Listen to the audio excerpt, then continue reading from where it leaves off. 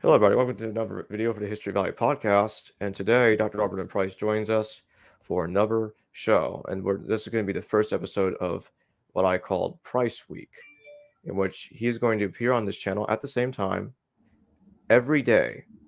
From this day all the way to Saturday, we're doing a live stream on all 7 days of this week. And tomorrow, we're going to be talking about Judaizing Jesus. And the next day, John Loftus will be joining us to talk about varieties of mythicism. So before we go any further, I'm going to play this 30-second countdown to give everybody else time to start watching, and then we'll get into the discussion.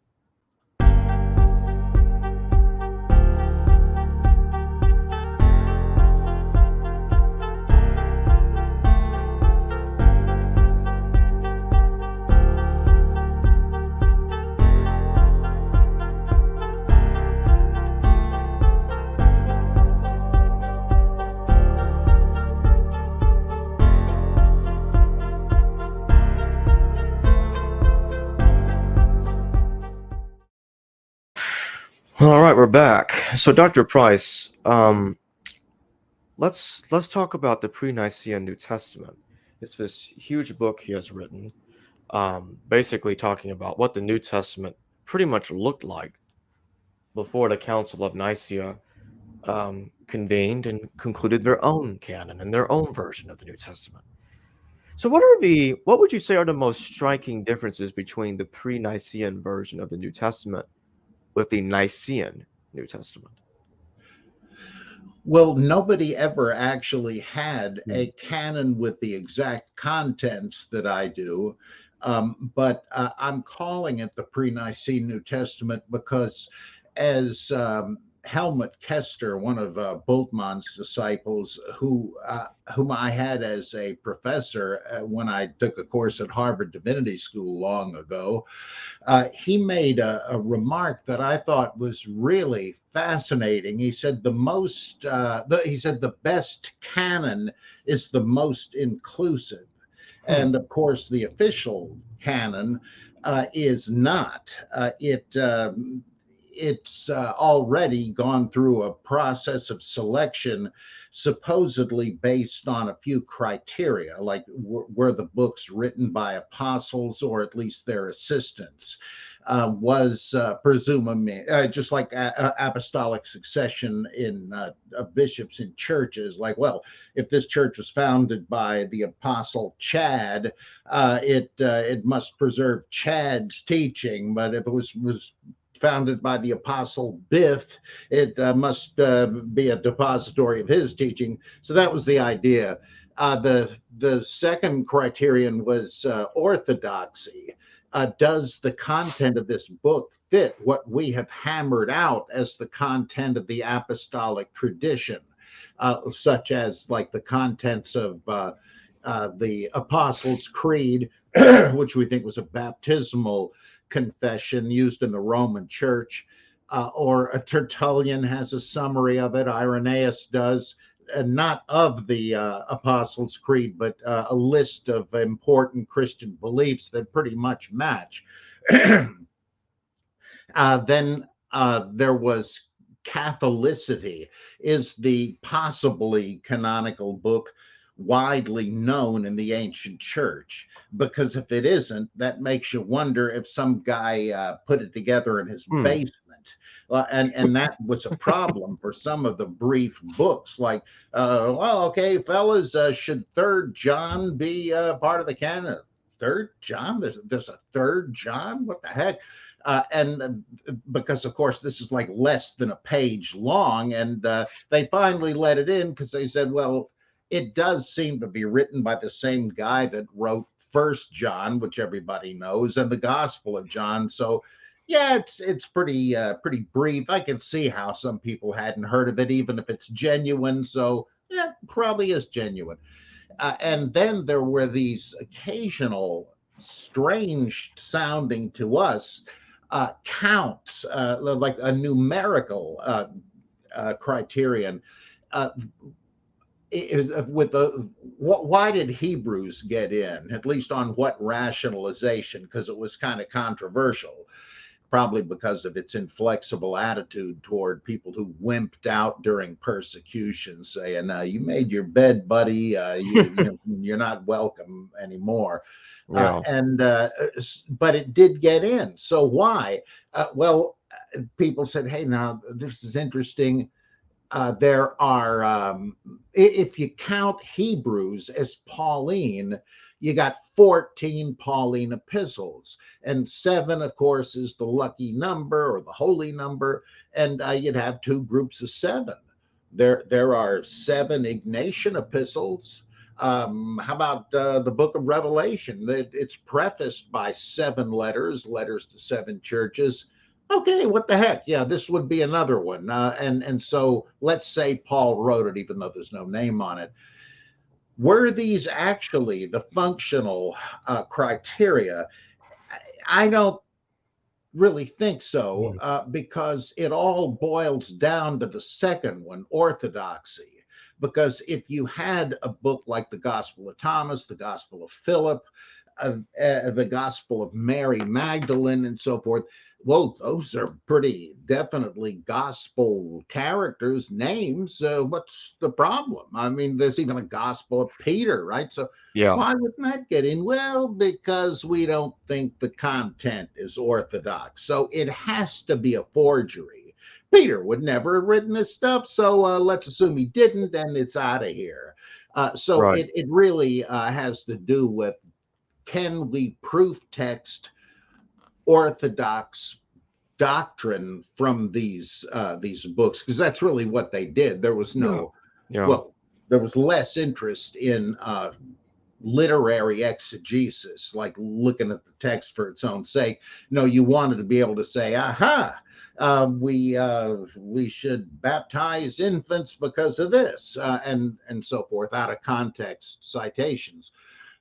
So really, it was the books that were most compatible in the eyes of the bishops with the current doctrine of the emerging Catholic Church. With you might say the Catholic Church with a small c at this point, what would become the Roman Catholic Church, and the Eastern Orthodox. They had not split and wouldn't for a millennium. So there were other books and that were canonical in other churches. Like after the Monophysite split in the 5th century, I guess it was, when those churches that believed that there was one unified nature in Christ, not 2, they when the vote went against them, and the council there, I think of Constantinople, they just picked up their marbles and left. They weren't going to change their mind, so they had a separate ecclesiastical realm, which exists today, the so-called Oriental Orthodox Church, or the Apostolic Orthodox Church, and that includes like the Coptic Church of Egypt, the Ethiopian Orthodox Church, the Armenian Orthodox Church, and I suppose maybe a couple of others, I don't know, but those are the main ones. Now, they're like, you might say, the Australia of the canon. Since Australia was separated from the Asian subcontinent in primordial times, evolution proceeded along a different course in Australia. So marsupials dominate, and you have analogous creatures, but not really the same. And some real different, like, well, instead of deer, you've got kangaroos and so on. They're filling the same niches, whatever. Well, and by the same token, they made different decisions on the canon in these now isolated churches, so that the Ethiopian canon is sometimes known as the 88 because of the number of books they have, which includes First Enoch, the Epistle of Barnabas, the First and Second Clement, I think, and other works. And then the Armenian church has 3rd Corinthians, which is sort of embedded in the Acts of Paul. So they think that 3rd Corinthians is authentic? I'm sure they must. Yeah, I doubt that they're big on. I just wanted to say real fast, Jerry Amaya, thank you for your $10. I was saying,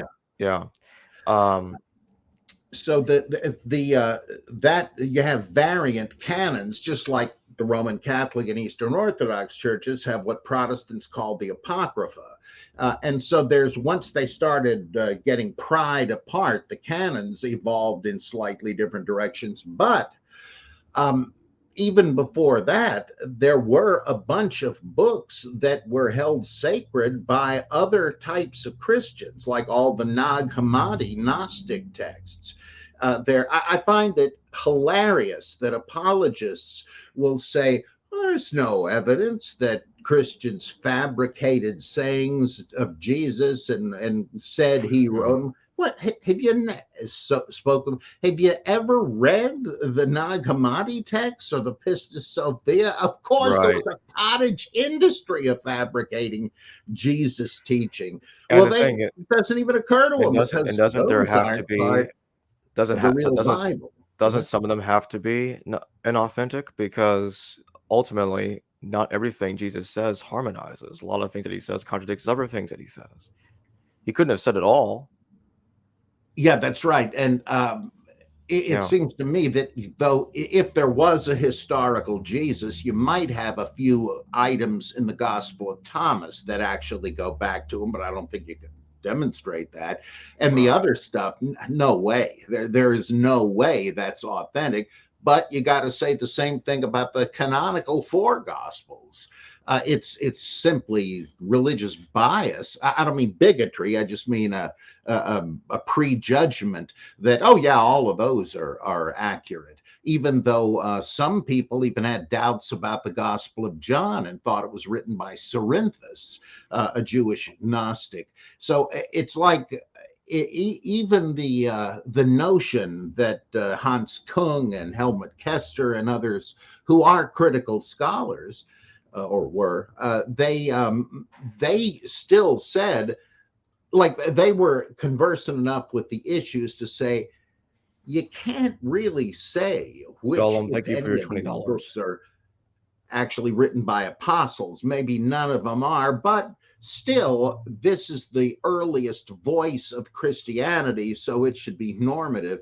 Right. But that's not really true. There are loads of other early Christians, and what I was trying to do was to say, what say we try to come up with a really inclusive New Testament, which they didn't do. And so I picked out another 27 books from the John the Baptist sect, from Gnostics and Ebionites and so forth, because they together they give you a much better picture of the wild variety of early Christianity. Why did you choose to leave out the Gospel of John from the Pre-Nicene New Testament? The Gospel of John? Yeah. Oh, it's in there. I've got it grouped according to apparent schools of thought. So there's a Johannine section that includes. I must have missed it or something. I must have missed it. Yeah, it's easy because it's not grouped with the others. It's grouped with the other so-called Johannine works, including part of the Acts of John called the Preaching of John. Ah, yes. Okay, that's what it was. Yeah, I didn't cut out any canonical, what were considered canonical ones. Do you think? No, go ahead. Go ahead. Well, you asked about the state of the texts. Yes. I have tried to reconstruct the gospel according to the Hebrews, which is mentioned by several church fathers, luckily, often with quotes or at least notes as to how, this must have been some kind of a version of the Gospel of Matthew, as they all say. What the relationship is, I don't know exactly. They're different versions of the gospel. And luckily, Origen and Jerome and others say, well, now here's an interesting difference. Instead of, the woman taken in adultery, it just says a woman accused of many sins. Or here, whereas Matthew, Mark, and Luke have the rich young ruler looking for guidance from Jesus, but he says, well, if you really mean business, you ought to give up everything to the poor and then come follow me. Well, in the gospel according to the Hebrews, Jesus says, "You say you've kept all the commandments? I doubt it. You're wealthy, and I don't see any of your goods going out to feed your starving fellow Jews." Whoops. Like, that's quite striking, but it's not in the canonical Gospels. So I figure, okay, that goes in. Is some passage, oh, the Gospel according to the Hebrews doesn't have this. Okay, out it goes. And so I came up with a hypothetical reconstruction, because there's a lot of that stuff. And it's not that tough to come up with what must be largely a good representation of what that gospel was. And similarly with the Marcionite gospel, we've got loads of comments from church fathers saying, hey, how come Marcion's gospel doesn't have this and that? Well, okay, snip, snip. I think that Marcion's version was earlier. He didn't cut stuff out. They added stuff. So what would the original have looked at like? Other people, like Jason Badun, have done a better version of that than I was able to do. But I also add commentary running along saying, as you know, of course, it's like another version of Luke, a shorter one. I have notes saying, what would Marcion have made of this? Sometimes a Marcionite interpretation makes more sense I just want to than say the real way fast, we usually take things. Jerry, Like, thank you for another $10. mm, And I was saying to Jerry, thank you for another $10 super chat, mm, and happy spring back to you. mm. So I would Mhm. say, if Marcion put this gospel together, what did he think it meant when Jesus gives his life a ransom for many? You know, Who is he paying ransom to? I've got to Well, ask, mm, Jason Bedone and Matthias Klinghardt, they both don't think that Marcion wrote the gospel attributed to him, the gospel of the Lord. What who do you does think not? about I'm sorry, I didn't hear.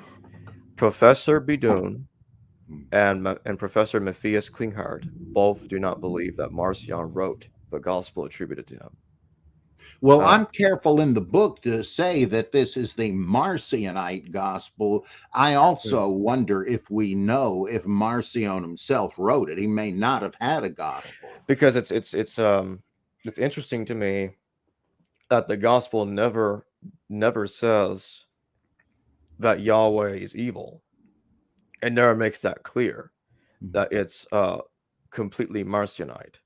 It's just it looks like one could look at it as more of a earlier proto text instead of a Marcionite text. That's really what the way I was just what I was wondering. Like if Marcion just adopted the gospel, That could uh, be. it's However, there's this cue saying in Matthew and Luke, no one knows the Father except the Son and those to whom he deigns to reveal him.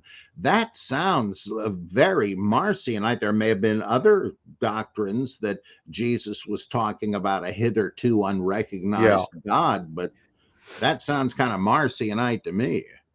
Hmm. Like in the Gospel of John, no one has ever seen God. Really? What about Abraham, Isaiah, Moses? Certainly they did. Well, not if it's not the same God. So Well, there are things regardless that, of Marcion wrote that gospel or not, I am convinced by the arguments made by both like Professor Klinghardt and Vincent that Professors Klinghardt and Vincent, I meant to say, they I think they argue very well that the four gospels post-date the gospel of the Lord. I'm persuaded by that argument. I think it's a very solid argument. That Marcion's gospel is more than just an earlier version of Luke. It's really a proto text for the earliest prototype for a gospel that we've got. I think yeah, I I think think I that's agree with very that. likely true. And Paul Louis Couchot long ago argued that it was a separate synoptic gospel, and that would explain a lot of these source critical puzzles. So they could be right, but I decided I would go with the theory that that it was at least a Marcionite work, and that the Catholic Church, probably under the pen of Polycarp, padded it out and tried to restore continuity between the testaments and so forth.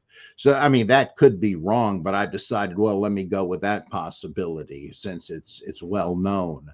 But even if it is Marcion, you'd still have to ask, did Marcion himself write it, or did Right. his disciples? I mean, you got the same mess as with the other gospels, because there were competing Marcionite groups. So what did Marcion himself actually teach? It is a mess, no question. Yeah, well, what do you think about those really strange theories that claim that the Gospels, in fact, much of the New Testament, was really written? Because now that we're on the topic of the Council of Nicaea, I wanted to ask you, like, do you think it's possible at all uh, that some of the New Testament was written as late as the 4th century CE? Because some people argue that it was. Some people even take it as far as, now this I'm sure I don't think this could be correct, but they claim that the entire New Testament was created at the Council of Nicaea. It was basically a Nicene, that the Nicaeans created Christianity, basically, is what they're saying. Well, I've never heard that. I would love to know more about it if you could point me to some discussions of that. But that seems like a really radical version of the popular claim, which I think is groundless, that they decided on which books should be scriptural at the Council of Nicaea, which there's no such record. And in fact, Eusebius, writing after the council, he makes it clear that it's still up for grabs. He says there are 4 different categories of these books, ranging from apostolic and authentic to heretical forgeries and everything in between. Some think these are authentic, others don't. It's almost like the criteria of the Jesus Seminar. And so they cannot have settled that, and there's no evidence that they were concerned with that. It wasn't long afterward that Athanasius sent out his Easter encyclical, very appropriate today, about what books should be used. And he said, we got to confine ourselves to the 27. And David Trobisch makes what I find a compelling argument to say that that table of contents already appeared in Polycarp's edition 200 years before Athanasius. It was just that he didn't have authority to mandate the use of this alone, but that by the time of Athanasius, he did have the clout. But even so, that didn't settle it for everybody. You still had manuscripts from later that had other books in them.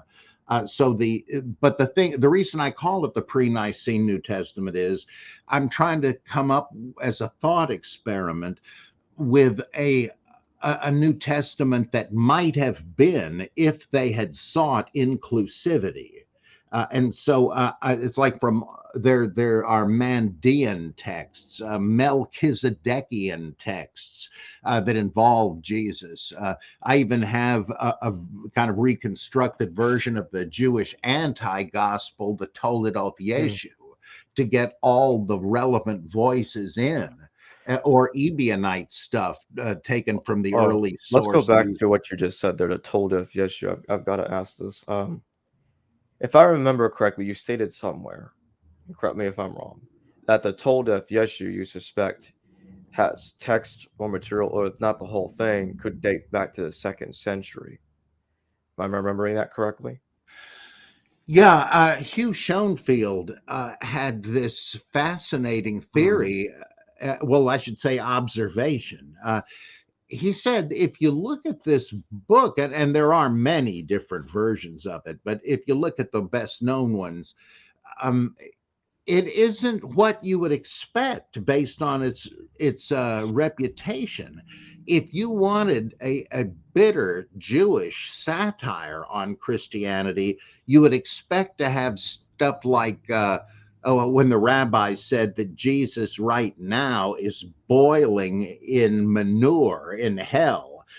But you don't have that. You have the general sense, the It kind of punchline is reminds that, me of the Talmud when it says that Jesus was boiling in poop. yeah, that's it. Uh, Yeah. it's- But you don't have anything like that until you get to the story where Judas Iscariot is a spy for the Sanhedrin and manages to gain superpowers like Jesus, the same way he did through the magic of the divine name. And they have an aerial brawl. It's just like Peter and Simon Magus, and it's another version of the same thing. But up to that point, you have a very straightforward story of Jesus as the head of a bunch of radicals who were against the Jewish and Roman governments as they stood. And he's all the time saying, well, I'm the Messiah because of this. And he'll quote a biblical passage that he fulfills. It's like as if Jesus was saying the stuff that Matthew says. This took place to fulfill. It's all over the place, and there's no criticism of it. yeah, And neither the narrator or anybody in the I know story some tries to people. refute it. Yeah, I know some people try to say that Jesus is in the Talmud, and I found that puzzling because Jacob, could you repeat that? Some say that what? okay, that Jesus is in the Talmud, Oh, and yeah, that is it, a big debate. Yeah. I think the simpler approach to that problem is okay. When does the Talmud say this Jesus lived? And it's during the reign of Alexander Jannaeus, 100 years before Jesus Christ, and The Toledo of Yeshu says that too. it does. And And it's very clear there that they mean the Christian but Jesus. It's but in the not so Tolda, clear in the Talmud. but in the Tolda, Yeshua it also says erroneously that Helena, the queen of Adiabene, was the wife of Alexander Jannaeus. And I just thought that, oh, that's absurd. Helena is a first century character. Well, why is she flying back in time to the first century BC? Oh yeah, That's the there are I mean, anachronisms in it. I don't think it's yeah, really. there's a lot of like I like to call it Arnold Schwarzeneggering going on here, uh, of like people flying through time. Even in Arthurian legend, I was talking about this part in yesterday's live stream with Professor Gunnar Heinsohn. I was asking him about the Arthurian legend. There's a text there that says that Merlin lived during the time of Julius Caesar, Hmm. which yeah, no, well, Arthur lived in the 5th century CE as far as Arthurian legend is concerned. So what is Merlin doing in the 1st century BC? That's ridiculous.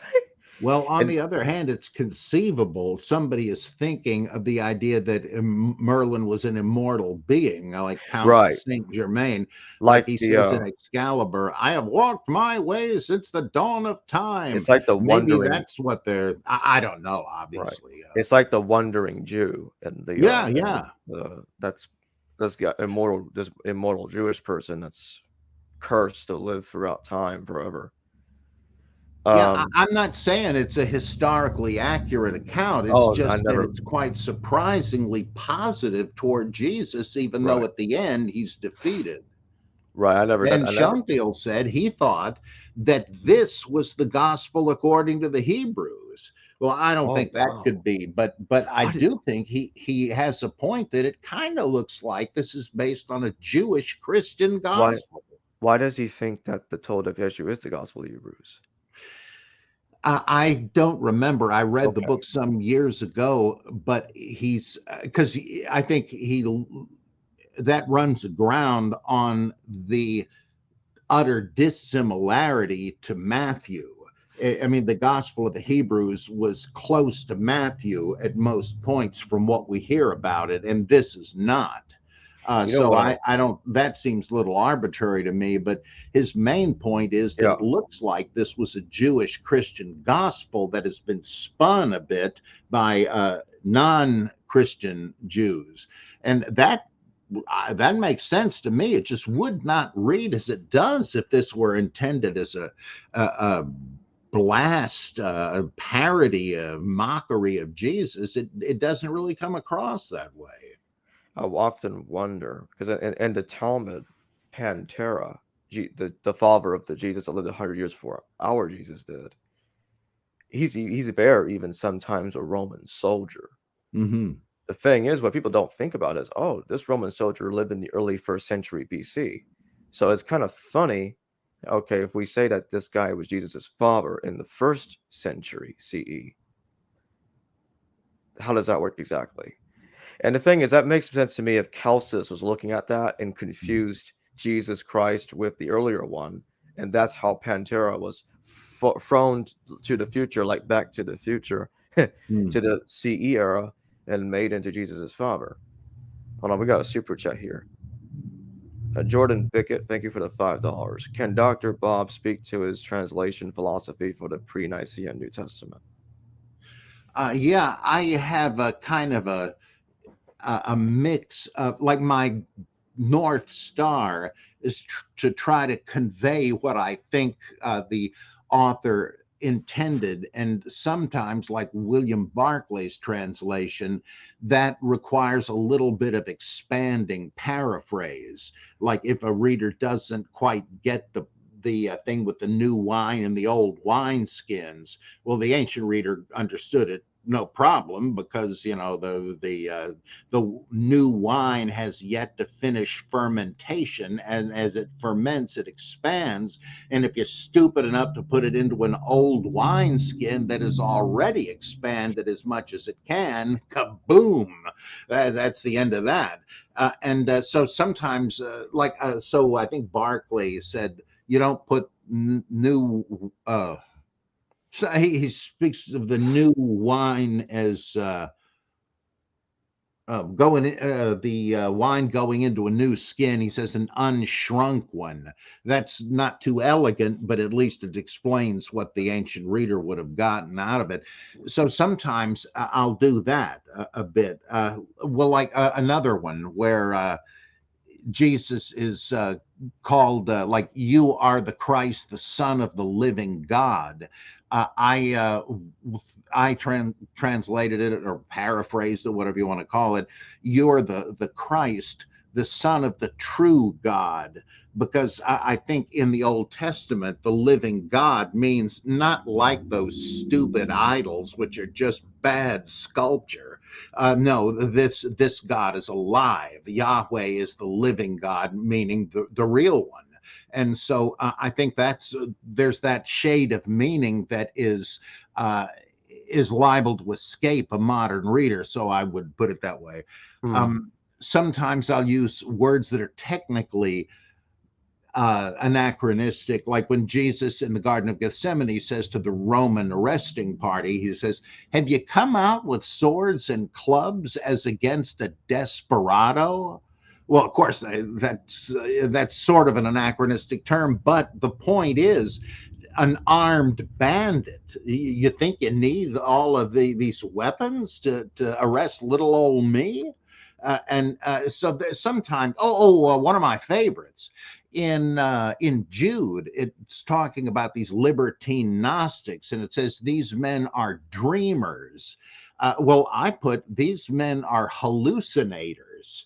I think that's more the point. They're going on the basis of crazy visions and so on. So sometimes I'll do that to communicate. Other times I will leave it very literal to defamiliarize the text. Like, for instance, I have it in the present tense when that's the way it is, especially in Mark. Jesus went to so and so and he says, Well, I didn't want to smooth that out, because the point is, it's like you are there. And we still do this. So when we say, oh, let me tell you what happened to me the other day, I go up to the counter of the store and the guy says, and so I said, well, yeah, that should be familiar. Nobody's going to be confused about that. So it might not be what an English style professor likes, but I want to get the roughness of it. So whatever conveys what I think is the significance of it, I'll kind of swing between a little bit of paraphrase and very literal stuff. So that's really what I try to do, and it's a bit inconsistent, but I think that's faithful to the text. There's no reason to smooth it out. Returning to the Gospel of the Hebrews, what's the person's name again that claimed that it was the Told of Yeshua? Who was it?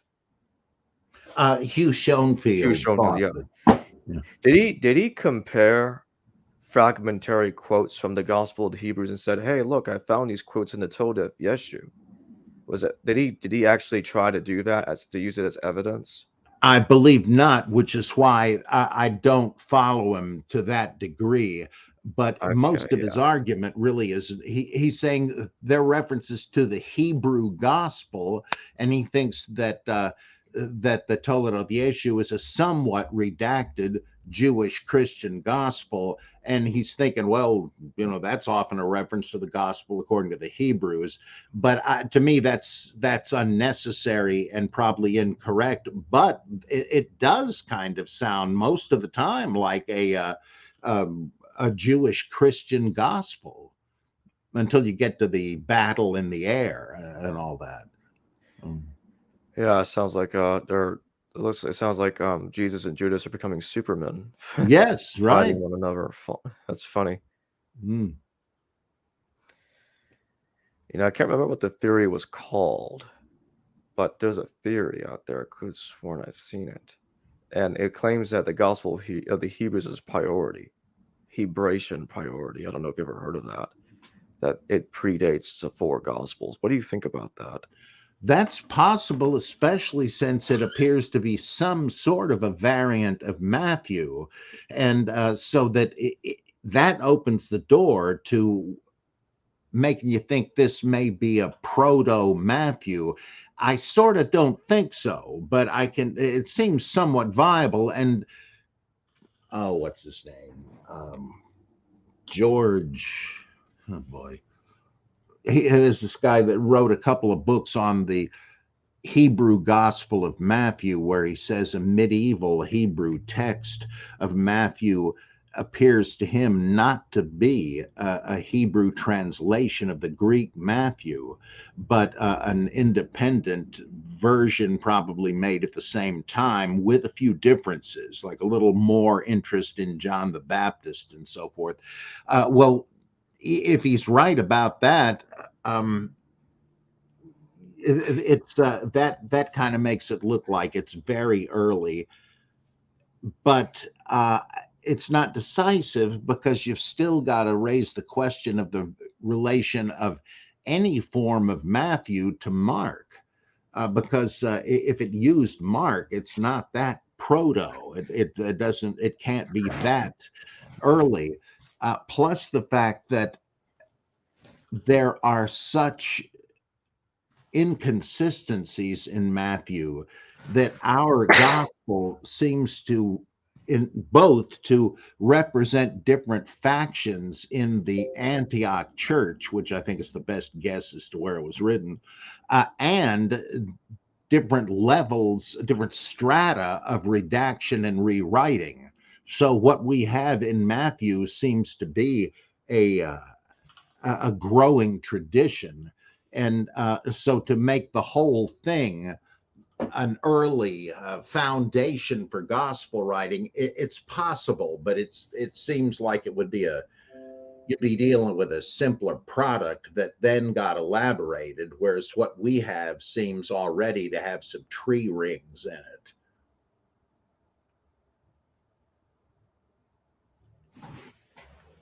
Yeah, I understand that. But yeah, I think it's called the Hebrew Gospel Hypothesis. Fyodor Zahn. Oh yeah, Uh, that goes way back. This yeah, guy's more yeah, recent. Fyodor Zahn. I'm Yeah. thinking George Stevens. That's probably not right though. Uh, I've got the book somewhere in here, but I think it's George something. Mercer, University Press put it out. George Howard, I think it is. And he did a couple of books on this that are pretty fascinating. Hmm. Ultimately, I think that this is one of many cases where you just have to juggle different interpretive paradigms and see, if true, what would this tell us about the subject matter? And there may not ever be a way of determining which one is correct, which disappoints some people, but that may be all you can do. Yeah.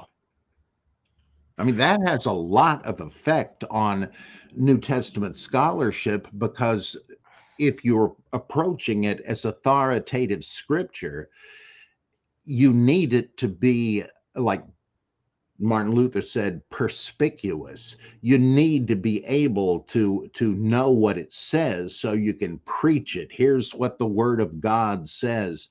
But that's inconsistent with the tentativeness and the recognition of the equivocal character of the text. So, if you want to really be fair with it, you really have to bracket the idea that this is a magic book that is an authoritative revelation, because the tentativeness of the scholarly approach just does not fit that. Right.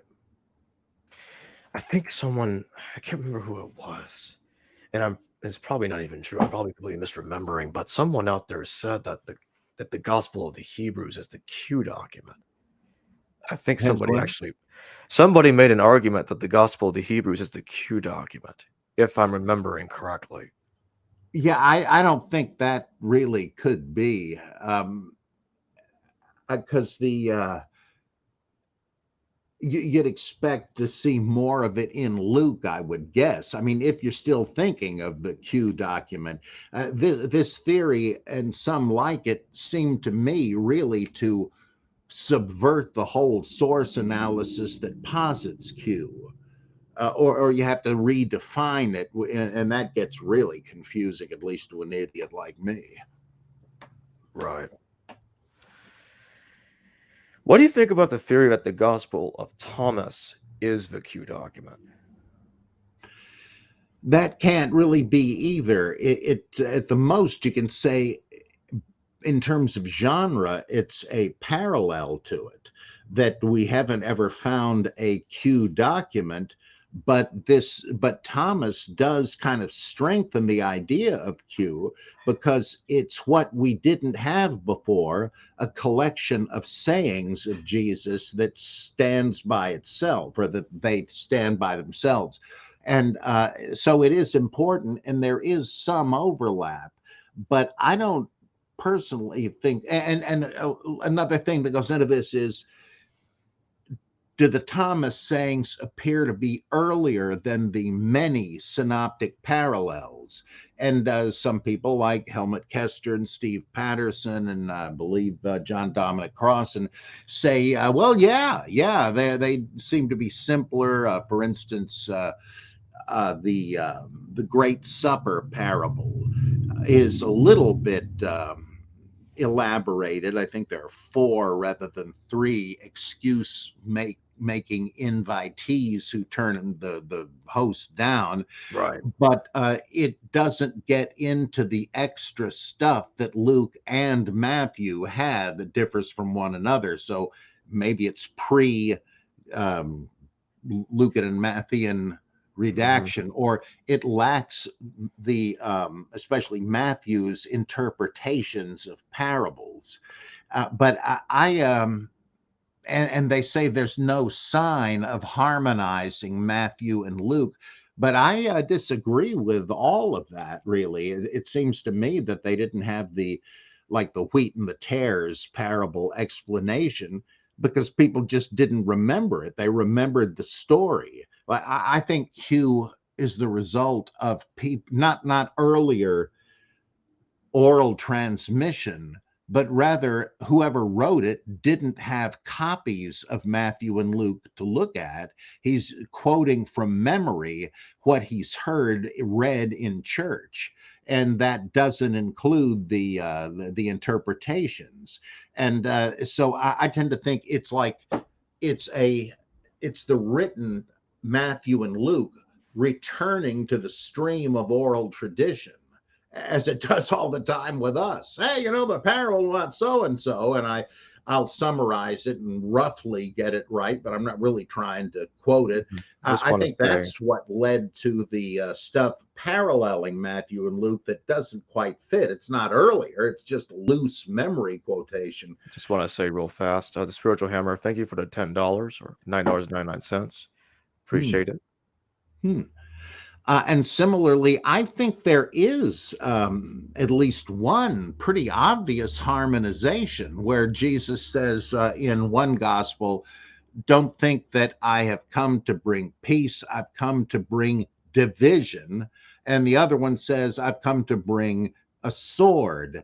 Well, in Thomas, it's got the saying, and it says both. I've come to bring a division and a sword. Well, I mean, obviously, to me, the guy remembered both and decided, well, let's just combine them like any harmonizing scribe. And there's so much else in Thomas that partakes of a wisdom Christology that you find in John, but goes way beyond it. Like these sayings, I am the all came forth from me. I mean, that's like Colossians and Ephesians put into the mouth of Jesus. And the I am sayings themselves, this did not, why didn't any of this get into Matthew and Luke if Thomas was Q? So now what some scholars say is that there is a Z source, I believe they say, which is composed of the stuff that is in common between Q and Thomas, and that both of them use this prior source. I guess that's possible, but it seems pretty speculative to me. It kind of reminds me of these slides I have here. This is the Streeter's 4-document hypothesis. It's kind of a mess. There's bunches of hypothetical documents there. But it's the next slide that I'm definitely curious to hear your thoughts on. It's the I think I forgot what this one's called. The multi-source hypothesis. A and B are actually proto-marks, and the person that posits this theory thinks that Matthew and Luke both didn't borrow from the canonical mark. He thinks that Matthew borrowed Mark A and Luke borrowed proto-mark B. And Mark borrows from proto-mark A and proto-mark B, which both in turn borrow from proto, whatever that's supposed to be. Matthew and Luke both borrow from Q. They get the sayings of Jesus, which Q apparently doesn't borrow from proto for some reason. Well, yeah, there's another debate right there. Did Mark use Q? Which it sounds pretty weird since Q is defined as the material common to Matthew and Luke that they did not derive from Mark because it isn't in Mark. And you can make an argument for that. The 2-document or 4-source hypothesis says, well, this is because there were some doublets, as you would expect in random collections of oral traditions. You would have one version that appeared in one source and either a similar saying or another version of the saying in the other. And that Matthew, for instance, finding like the take up your cross saying in Mark, but also in Q. then he didn't want to leave either of them out. And the blasphemy against the Holy Spirit, I Hold think, on is one another second, one. Dr. Price. There's a super chat I just realized I skipped Mm. accidentally. Farsight, thank you for the 50 Swedish krona. Love the price. Hold on, let me reread that. Love the pre-Nicene New Testament. Very interesting discussion. Don't really have a question. Keep up the good work. Thank you. Well, thank you. You know, I got to ask you. I remember in the book you equate the epistle to the Laodiceans and the epistle to the Ephesians as being the same letter. Or at least you put it in the same chapter. What you do is you put Ephesians - Laodiceans in the text. Could you talk to us about that? Yeah, that's based on the work of R. Joseph Hoffman in his really great book on Marcion on the restitution of Christianity. And he says that you just need certain obvious tweaks in Ephesians, and you've got what sounds like Marcionite theology. And I found him quite convincing. And since apparently the Marcionite canon had a letter to the Laodiceans that this, but apparently didn't have Ephesians, I gather. The one appears to be the Ephesians is a redacted version of the Marcionite Laodiceans.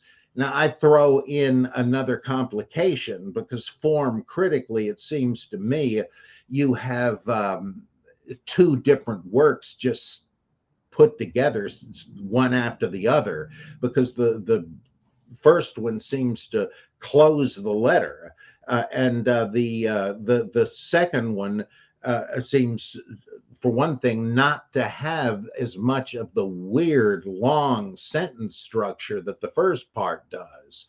And so I think you really have a composite document, but I think that he's right.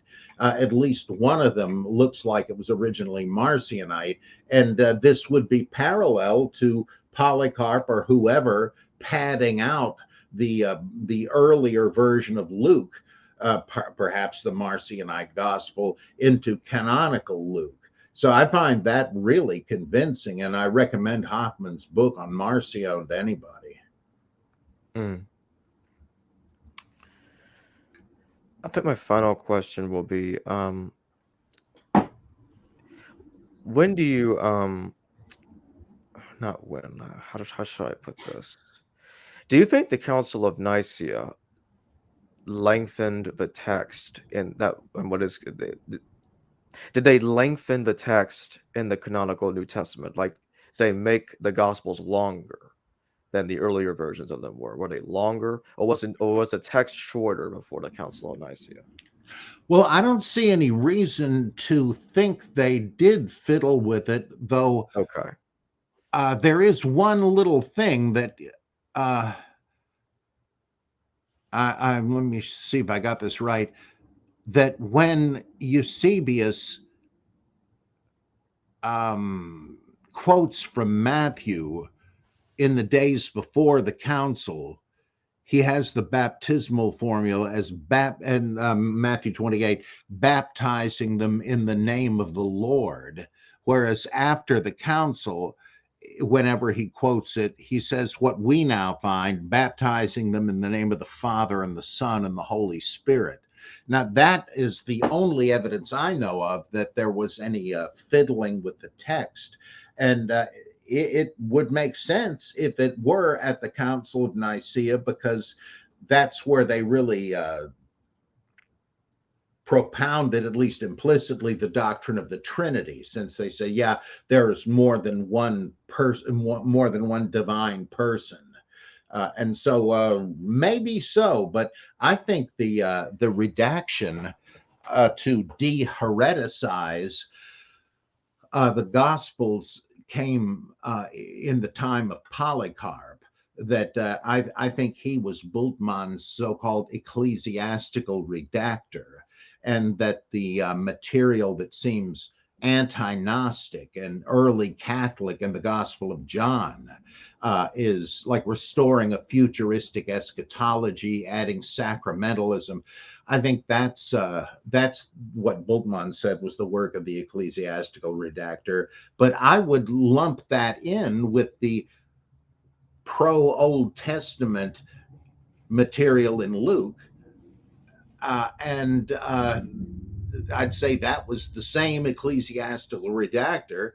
And in Matthew, there's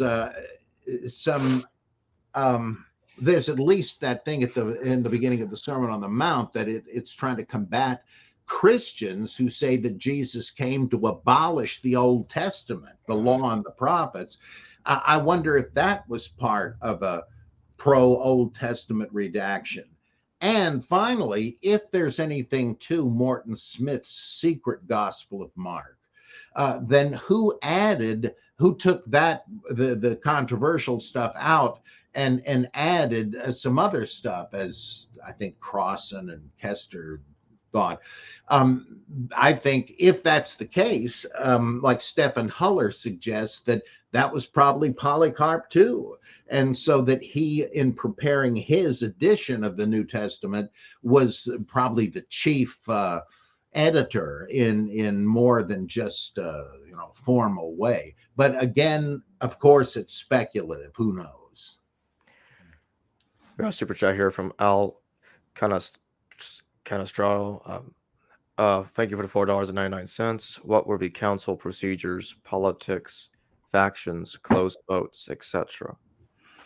All I know about that is that it did come to a vote, but there was previous debating, and there were exegetical arguments. Like, is the Logos in the Gospel of John created or not, because the Old Testament roots of it imply that the Logos was the first created entity through whom everything else was created. Then there were theological arguments, like how could the Son be eternally begotten, because doesn't that belie the whole idea of begetting? That he wasn't there at one point, but was begotten and is there henceforth. If this faction said that if that were the case, Jesus, the Logos, would be God's brother, not his son. And some, I think, thought that they were in danger of patripassianism. I could be wrong about this, but that by making Jesus God in any sense, you're kind of an adoptionist, saying that God descended upon Jesus at the baptism, but he's sort of a channeler, that you're really becoming a Gnostic or something. So there was a lot of kicking back and forth on this, that it wasn't just a bunch of rubes shouting proof texts at each other. Which is why I always say, look, stop saying the New Testament teaches the Trinity. It most certainly does not. It says certain things, like Arthur Wainwright put it, that seem to have led to the Trinity doctrine eventually. Like Paul Tillich said, sometimes the Bible raises ontological questions that it does not answer. And it's left to the readers to try to reason out the implications. And it took like 3 centuries to do it, right? So you cannot rightly say Paul believed in the Trinity. Who knows if he ever thought of it? If you could get into a time machine and go back and explain it to him, he might say, sounds good to me, but we don't know, because as far as we know, nobody was saying that yet. There's more to be known about this. I just have forgotten more than I've read about it. Well, thank you for joining me, Dr. Price. This has been a fascinating discussion. And this marks the end of episode 1 of Price Week. Tomorrow, we're going to be covering the book Judaizing Jesus. Oh, boy. At 2 p.m. Central Time, 3 p.m. Eastern Standard Time. So don't miss it. It's up there already scheduled on the channel, so you can take a look at it. And I'll see all of you later. Hello viewers, thanks for watching this video from the History Valley YouTube channel. Please don't forget to subscribe and hit the notification bell. And if any of you wish to further support this channel, please consider checking out this channel's Patreon page and becoming a patron, and or donate through PayPal or through Super Chat during a live stream. Thank you.